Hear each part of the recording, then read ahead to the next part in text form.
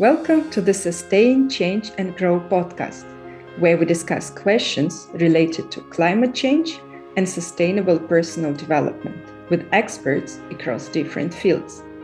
I'm Dilara Salahova. I am currently working at the European Central Bank on sustainable finance topics, and I would like to emphasize that this podcast is not related to my work at the ECB.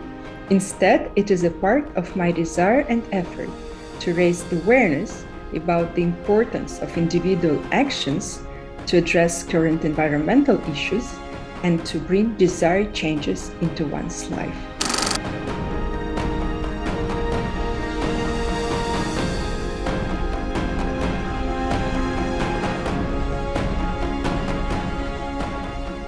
Welcome to the Sustain, Change and Growth podcast. In this episode, I'm happy to welcome Amir Khabibullin, who is currently an R&D Manager of Industrial Product Development in Anomera, a company leading innovation in green chemistry, material science, and sustainable manufacturing. Amir holds a PhD in polymer chemistry and is constantly looking for new ideas to design and create novel polymer and hybrid materials with unique properties and applications.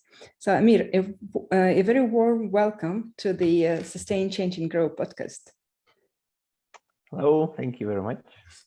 And so I can imagine that for most of the listeners, my introduction sounded Chinese, well, as it is actually for me. So let's start from the basics, and please tell me, what do you do in very simple terms? Well, I do chemistry. That's the simplest explanation. I work with plastic. I used to work with plastics and polymers as part of my training, part of my education, and then later I switched to the green, the biomaterials, which is namely just cellulose.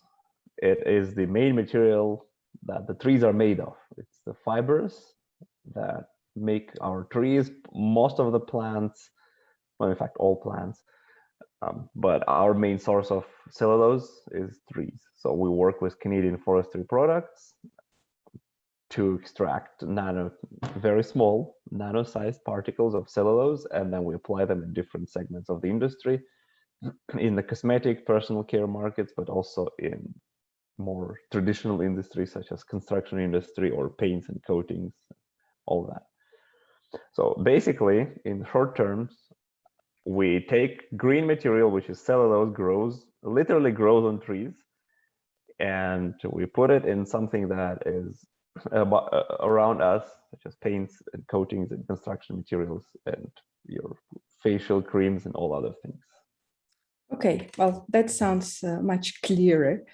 And so the idea is really to get rid of the plastics, which is produced using the fossil fuels, right? And one of the most unsustainable materials with a huge carbon impact, and replace it by something which is sustainable and natural. Yes and no, partially. In the segment of the cosmetics and personal care products, indeed, our goal is to replace the microplastics that are heavily used in most of the cosmetic products, such as foundations, whether it's liquid foundation, pressed powder foundations. Microplastics are currently used heavily for optical properties, such as like soft focus. It creates the blurred coating on your skin to kind of make your skin look more smooth. So you could do the same thing using natural materials such as cellulose. Mm-hmm. The main harm from the plastics, though, is the fact that you wash it away from your face and it goes straight to the drain and then goes straight to the water, to the rivers or to the oceans, and it's accumulated in fish, accumulated in other marine organisms. So it's not so much about the carbon footprint, it's more about reducing the plastic waste of cellulose. We just add a little bit of cellulose to make a traditional paint stronger, or more resistant towards scratching, more resistant towards some sort of mechanical impact, but also partially greener, of course, because we're adding a green ingredient. But so you keep all the same plastics in the paints, and you adjust a little bit of cellulose to make it greener? Well, we increase its hardness, we increase its durability. So your paint lasts longer and you need to apply it less. And over the time, your use of paint reduces. This is the way to make it greener. So it's not just the material itself. It's also, if you make your material last longer, you need less of this material over the long period of time. That's part of the green movement, sort of, or the part of the green agenda as well. And so now, just getting back to what you said about the personal care products. So you actually mentioned that we are concerned with microplastics getting into the river and the fish. But is there any effect that these microplastics have on the skin and on the health of the people? I would be very cautious about this because I simply do not know. I don't know enough, I admit. As far as I know, they're quite benign. So they're quite non-toxic when it comes to the human skin, partially because it has been tested before it was introduced to the industry. It was found, I think it was found quite non-toxic. So I probably would not be worried about microplastic getting through your skin. Also, microparticles usually do not get through the skin that easily. The nanoparticles do. Microparticles. And then when I say that, I mentioned nanocellulose, so the nanoparticles of cellulose that we use, we actually make we make microparticles out of nanocellulose. It's a long story, but we also put microparticles of cellulose in the cosmetic products as well. Okay. So yeah, I wouldn't be worried much about like the transdermal effect with the transport through the skin. Again, I don't know enough, but as far as I know, it's not a concern. It's mostly the fact that they're washed away and then go to the environment after that. Okay, and what is the effect it has on the environment? Well, it's being consumed by, as I said, a lot of marine organisms, fish, and some other stuff, and it just accumulates. As I don't know if you've heard about the general microplastic pollution issue. It's the little pieces of plastic that get everywhere. We even could find it in our drinking water, for example. So it's like literally everywhere. They found it in Antarctic, in the ice already. The ice there is contaminated with microplastics. Yeah. And it's a general accumulating of let's say the foreign material, foreign matter in the living organisms, and then goes up in the food chain because if it accumulates on fish, then it accumulates in other organisms that eat fish, and then and then eventually in us as well. The long-term health effect of microplastics is still being studied, but there are some indications that they could cause inflammation in the tissues just because they, absorb on different parts of your body inside. And so generally, there's nothing super good about having microplastics in your food. Yeah, whether it's for humans or for animals. There are some studies that we humans eat up to something like a credit card per month of plastic. So pretty much, yeah. I'm not 21 grams or something like this. Microplastics are pretty much everything that we eat or drink these days. Okay, so are there other problems with the pollution and toxicity of the industrial production and industrial chemistry as we know it now? Oh, yes, of course. This is one of the main pollutants. I mean, chemistry is a very broad term, right? Every production, every manufacturing generates some sort of waste and some sort of pollution in terms of greenhouse gases. So it's carbon footprint and some waste. In the developed world and most of the Western countries, there are some measures to prevent the waste to get into the environment. So there are some filters, there are some measures to collect or recycle or reuse, recuperate your chemicals, reduce the amount of waste that goes into the environment, treating the water, the wastewater treatment. And these regulations keep getting stricter and stricter as, you know, the problem with the pollution, problem with the waste gets more and more pronounced. While in some other countries, let's say not so developed, this problem is not as heavily regulated as in the West. So a lot of the chemicals get into the environment just directly from the plants, from the manufacturing plants or from the production plants. So yes, it is of course a major concern. It's a global concern. It has been around since the chemical industry started being a thing, you know. So this is more than 100 years, and then people slowly were realizing that we cannot just dump our waste straight to the rivers, and started putting measures in it. But of course, as I said, not everywhere these measures are taken, and and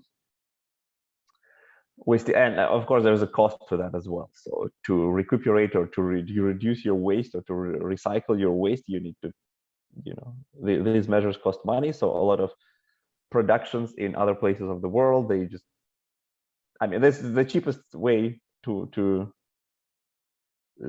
run your plant is just to dump your waste directly to the river. Yeah, of course. Not the most sustainable way, but you know, sometimes when you need to cut your costs, so that's what happens. So yes, short answer, yes, it is.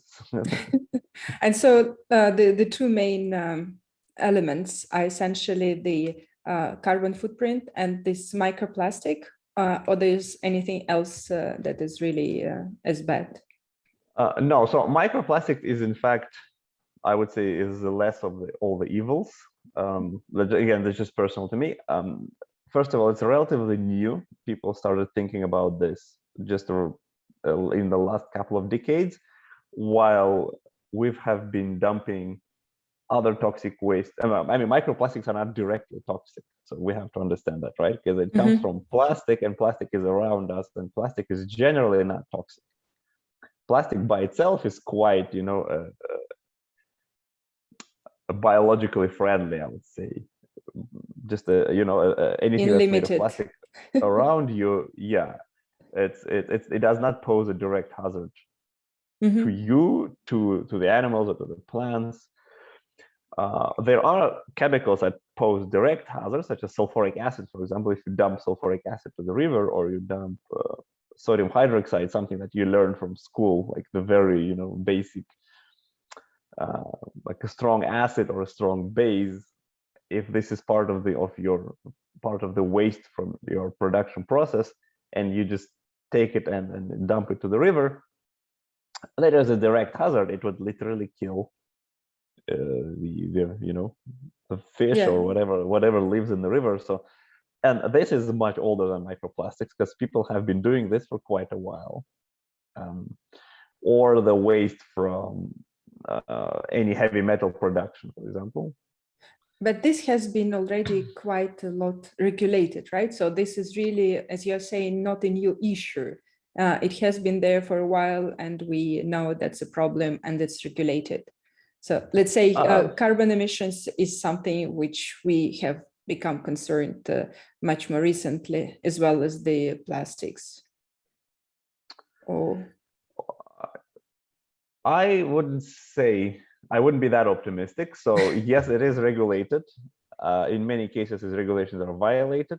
In many cases, regulations are not in place at all, such as I said, in some of the third world countries.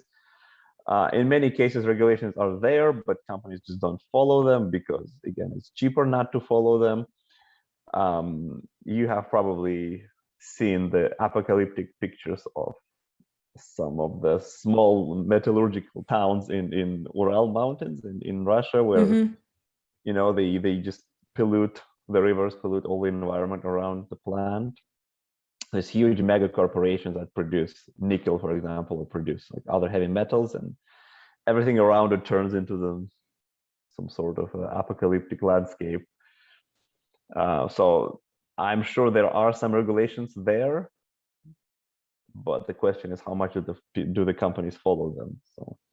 So yeah, it's still a very it's a big of a concern. It's still an issue.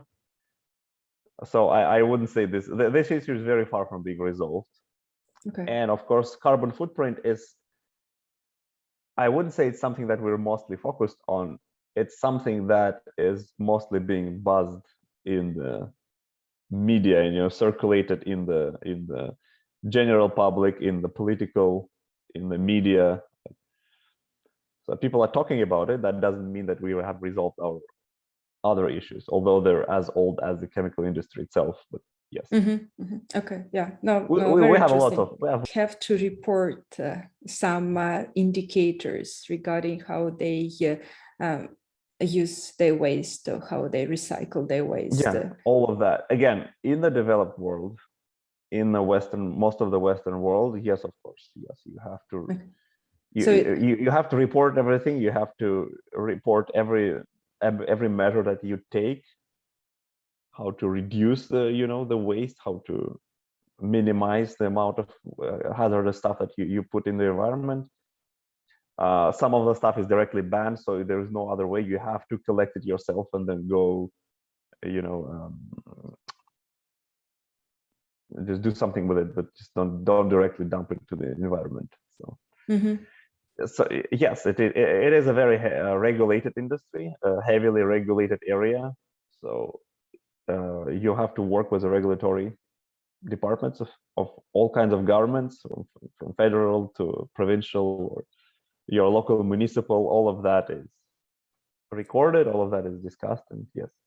And still, there are a lot of roundabouts how to overcome this. Unfortunately, yes, there is. Some of that is just malicious, so, because it's cheaper. Sometimes, yeah, and sometimes it's just there's always a human factor. Sometimes it's an accident. Sometimes it's just negligence, or sometimes it's something the what they call force majeure. Force majeure is something that you cannot control. If there was an accident, you had a spill, then of course you have to collect, you have to take some measures to minimize the harm, but things happen. Yeah. So, but overall, you see positive developments of people being aware of these issues and really taking actions to address them. That's what you said. What are the barriers? Like, if you, some of them you probably mentioned in your answer, but if you summarize, like, what are really the barriers to solve this problem? Do you mean the barriers to become more sustainable, to have a more sustainable chemistry, more sustainable production of materials, etc.? Yeah, well, I guess we're talking about like two different sides of it. One of them is, let's say, what we call a traditional industry, something that has been around for 100 years, and they're just looking for ways to minimize their harm, probably the harm that they've been doing to the environment for quite some time. And then now they're being pressed by the government, pressed by the by the general public, pressed by the media. So they're looking to do something post waste generation, let's say. So could you expand this, like post waste generation? So let's say there was a factory that has been working for 100 years and they generate, I don't know, sulfuric acid as their waste, and then they have to deal with it. So they naturally are looking to ways how to minimize the waste, how to put it, how to store it in a sustainable way, how to minimize the harm that they do to the environment. So this process has been, I think, going on for quite some time now, even before before this green movement, green agenda in the last couple of decades. So this is, let's say you do not really change your production, you have the same waste, you just look for the way how to store this waste, how to minimize your harm post production. But the part of the green chemistry as well, the other part is how to change your existing process to make it more green. So how to switch to something that is how to find reagents or how to find the supplying materials that are less harmful, how to maybe make your process more efficient, less polluting. So that part is also this is the part that is growing in the last couple of decades quite significantly. So we're talking about both sides, right? How to change your process, like how to evolve in the more green and sustainable way, but also when you generate the waste, how to handle it in the more sustainable way as well. The barriers are usually just in one way or another related to the cost and to the complexity of your change in the process, so which are also probably related to the cost at the end. So most of the companies are looking to the way how to reduce the cost. A lot of these measures that they have to take to minimize their impact would cost some money, which is natural, right? You have to put additional filters, you have to hire more people, you have to sometimes pay the companies that come and pick up your hazardous waste and store them somehow. So all of that costs money. So I would say that probably that's a principal barrier. Yeah, but another one is, let me just say, this sounds for me more for the second approach that you mentioned for how to manage your waste more sustainably, right? But if we're talking about developing more sustainable way of producing, then you will need less money to manage your waste afterwards, right? So like this sounds a little bit more like win-win situation. Yes, but that also costs a lot of money. To change your process, it usually does cost a fortune. Especially, I mean, in a large production, of course, if you have a very, established supply chain and a very established production process, introducing some changes to it, usually it takes time and it takes money. It all starts from the lab. So from the research scientists, the chemists, they have to develop a new process, which usually takes lots of time, and then also lots of money. And then you have to implement whatever they developed in the lab in the plant, which is a whole different area of science. The scaling up, it usually also takes lots of time and lots of money. And then so before you implement that, you would pay quite a bit. But again, you're right, in the long term, that should be a win-win for everyone. So the companies would make a greener alternative, make their process less impactful to the environment, and then eventually they should be able to save more money on like the waste. It's all very a very high level. Of course there are issues everywhere, and at the end it usually just costs more and then that cost is usually just goes down on the consumers. So yeah, consumers in the short would have term. exactly, yeah. There is a government as a regulator there, so you cannot really cheat.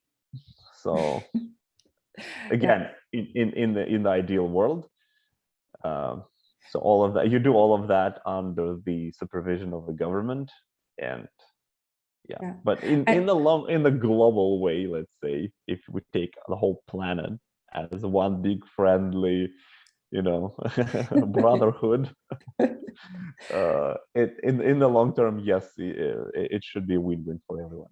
Yeah, but are there enough technologies, like are there already technologies of sustainable processes that can be implemented? And the question is the lack of money to change these processes, or there is still a strong need to do this R&D, research and development of these processes, finding new ways, new materials, how to replace all the toxic or polluting materials in the current processes.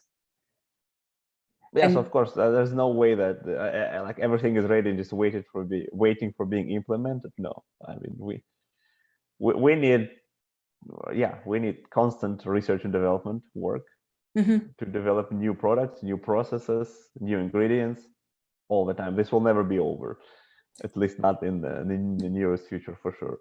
There are some successful examples of where, you know, the new products and new processes were able to change the whole. Can you give examples? Well, one of the famous one is probably the issue with the ozone layer that, as you probably heard, I mean, ozone layer, the holes in the ozone layer were quite a concern for a long time, since like 1970s, I think. And then in the last couple of decades, it's healing. So we see less ozone holes, in fact, much less. There is a long story to that. There was a couple of chemists who ended up getting Nobel Prize later in their career, Rowland and Molina. They showed that the ozone layer is depleted because of, well, mostly because of this freons. And the freons is something that you use in your fridge as a cooling liquid, you know, and they're highly fluorinated. And then these substances, when they get to the environment, they are very harmful for the ozone layer. They cause ozone to decompose, and they could cause the holes in the ozone layer. So there have been a lot of work, a lot of let's say research. Of course, a lot of research, but then followed by a very strong public movement and then industrial movement to eliminate those freons from the industry, from the circulation, and people have replaced it with something less harmful. And now we almost don't use these fluorinated freons. And in fact, we see the results. It's quite impressive. Ozone layer is healing, and we don't see the holes anymore. So that is one very good example of the successful implementation of a change, and you know, of how we could actually turn around the harm that we do to the environment, and we could make it better at the end if we all come together. There have been, of course, a regulation put in place by the government banning these things. So all the companies had to switch to something else. So there was a good, you know, again, I like this example because it was a good joint effort from the research, from the industry, from science, from media, from the government, from public. That was before this issue was politicized. Probably now that wouldn't be very much possible, unfortunately, because right now the environment is, and in general, like the green movement is very politicized. So whatever you propose, even if it's very reasonable, there will be a certain fraction of people who would say it's, you know, it's your political agenda. Yeah, unfortunately. I'm sure you see it everywhere now. Yeah, absolutely. But that was all the ozone layer thing was before that, and people recognized environmental issues as not your political platform, but as environmental issues. So. But don't you think that this political agenda is mostly American or maybe North American issue? I really don't see that much in Europe. Well, it definitely is more pronounced. I would, again, I'm not a political expert by no means, of course. I do not know, but it looks like it's definitely more pronounced in North America for sure. But I'm pretty sure it spills over to Europe and to the rest of the world. Yeah. And then when I mean, we wouldn't go very much deep into politics. In politics, yeah, it's not the topic. Yeah, no, absolutely not. But then, in your, let's say, in the discussion of the green issues, a lot of the time, the you know, general public, general people just understand that they want me to pay more for the green stuff. So they would either raise taxes or make my, you know, the gas to fuel your cars would become, you know, more expensive, and then of course that becomes a political issue, I think, and that's quite universal. That's not just North America. Like if you have to pay more for gas daily, then at some point it becomes a political issue, saying like, why is this like some sort of radical green activist making my gas more expensive because blah blah, and then that's how it starts, and then yeah, indeed, actually spirals. for the moment, indeed, sustainability sounds very much like more like a pain and the cost Exactly. than anything else, and then, than the benefit. Yeah, and then people are quite skeptical, quite naturally, because they see like this political leader, like probably this recent example of the Glasgow summit in Scotland, where every leader came to Glasgow on their like private jets, carrying just one person, and that is just a huge Yeah. carbon footprint. Everyone flew there in their private jets, and then they were sitting there discussing how to reduce the carbon footprint, and then they left on their private jets. And that's quite a hypocrisy. And people who have to pay more at the gas station every day, they're like, why are they doing this to me? Like they're flying on their jets and everything. That could have been a Zoom call, Indeed. But I really liked yeah. your example about the this successful story about the ozone layer and how we managed as a humanity to reverse the harm that we did to the environment. So it actually gives some hope that we can still reverse the climate change and the loss of the biodiversity and all the environmental harm that we're doing at so many levels. We could do many wonderful things when we work together. Yes, this is true. And so maybe just to finish on this R&D and the new technologies, do you see enough or maybe at all the investments coming into this area, so that because essentially we need a lot of money to do this research, to find new solutions, greener solutions. What is your assessment being in the industry? There is definitely a momentum being gained right now. Whether it's enough, of course not. I mean, but I would always say no, regardless of. It's never enough. But never enough data, never enough investments. Exactly, never enough data, never enough money. It's a science way. But there is a growth, yeah, and people talk more about this, and the governments talk more about this. The question is how to switch from the talk to the, to the walk. Mm-hmm. So. And where do you see the role of individual people, of individual consumers, of each of us? How can we contribute? Because you mentioned many times governments have to do this, have to do that. But where is the role of the individual consumer? Vote for the government. No, well, so yes, indeed, I do believe strongly that, well, of course, we're all responsible for what we do. So there is a share that we could contribute ourselves. One of probably the simplest way is this famous reduce, reuse, and recycle motto, so you have to kind of be aware of what you're using, what you're consuming, and how to generate less waste yourself as a household. But we should realize that a lot of a general audience usually cannot directly control the production manufacturing processes, or like petrol, petroleum industry, or gas prices and stuff like that. So you could minimize your environmental impact yourself as biking to work, or recycling your waste, or doing these things that we all should do. So I do agree with that, but I still think that the majority of the responsibility lays on the large corporations, on the production facilities, and on the governments, of course.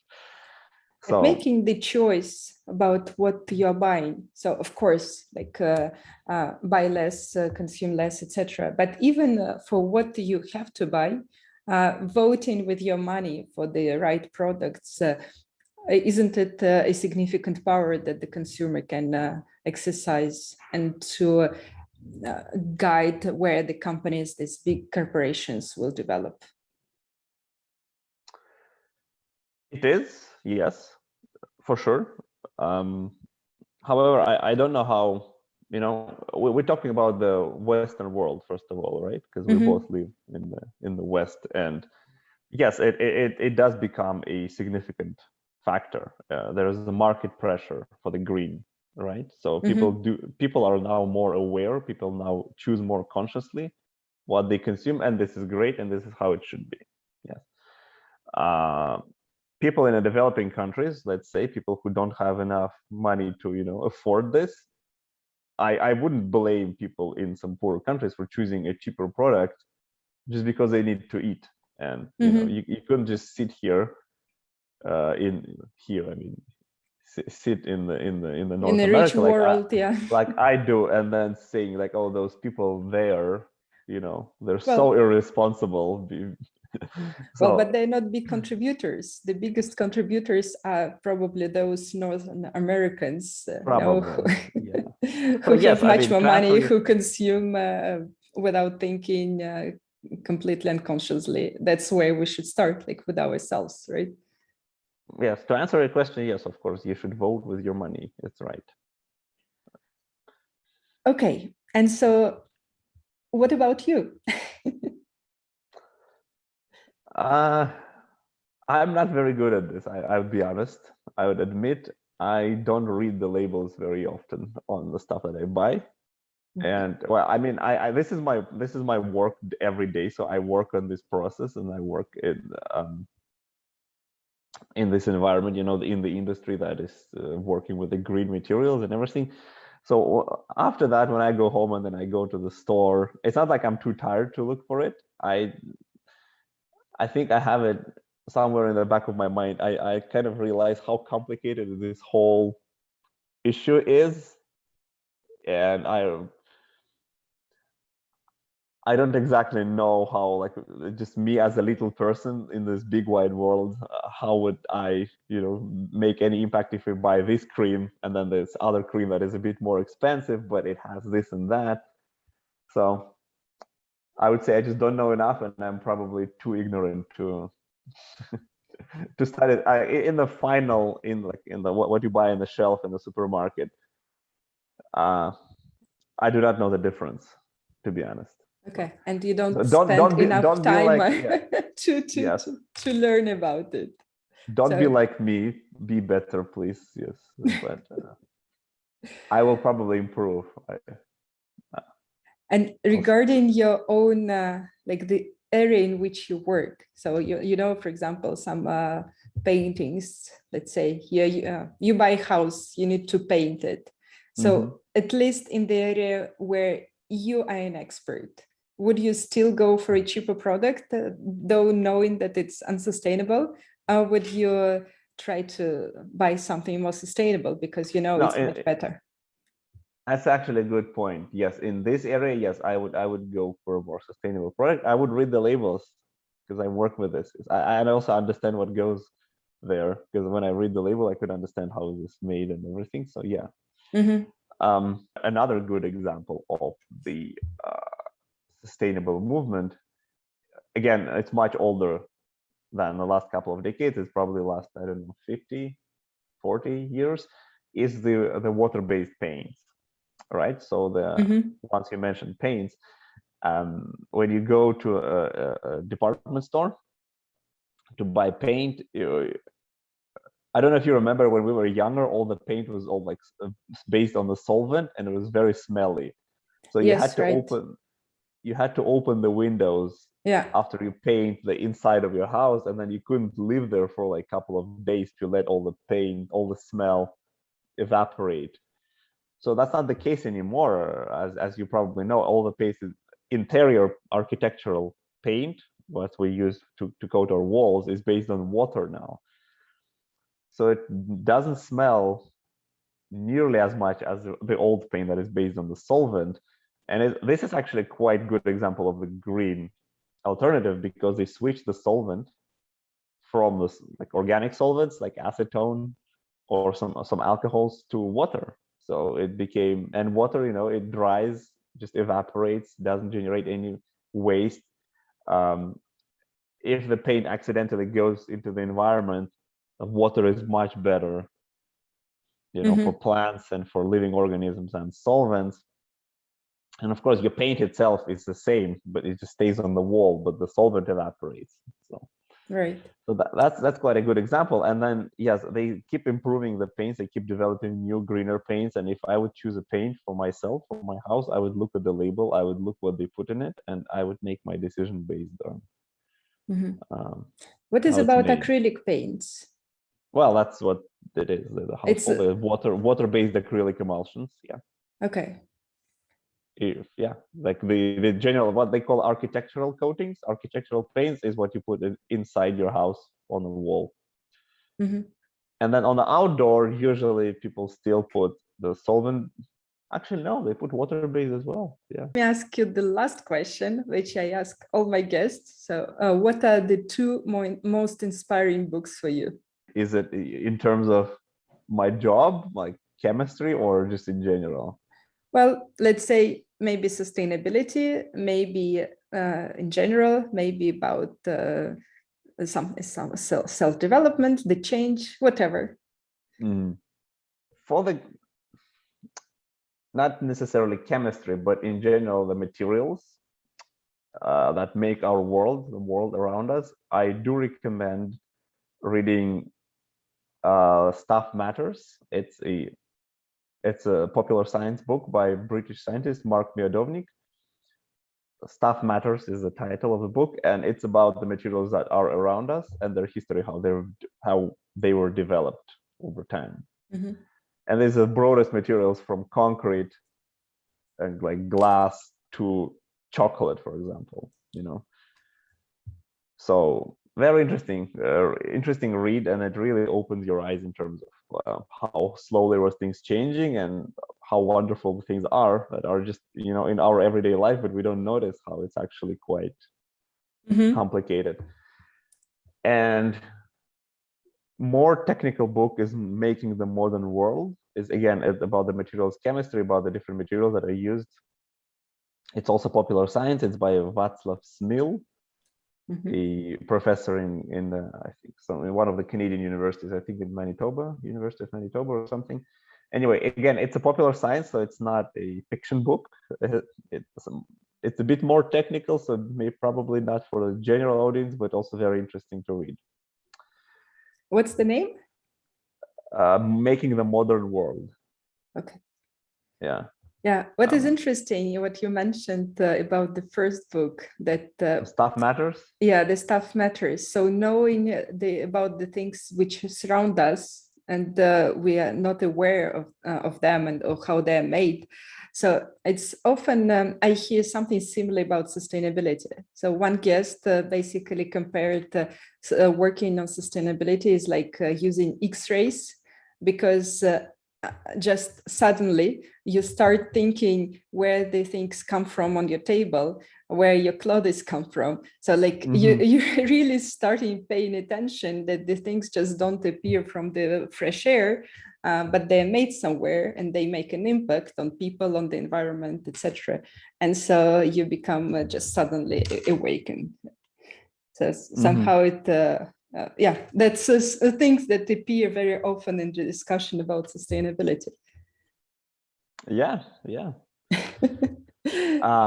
And also on the separate, like on the same matter, I do recommend the books of Bill Bryson. And I love books of Bill Bryson in general. He's the writer of like popular science books. So The Brief History of Private Life. Again, it's not directly connected to the sustainability or green aspect, but it just shows you what are different spaces in our house, like how they evolved, how they were invented, not just the materials, but also like the evolution of construction, evolution of house, like, you know, how houses were built and the different rooms, what purpose did they serve. Quite interesting. Yeah. Very interesting suggestions. Well, thank you. And thank you overall for the discussion. That was very interesting. So it's always interesting to talk to people from different fields and see different views. So, and thank you for having me. Yeah,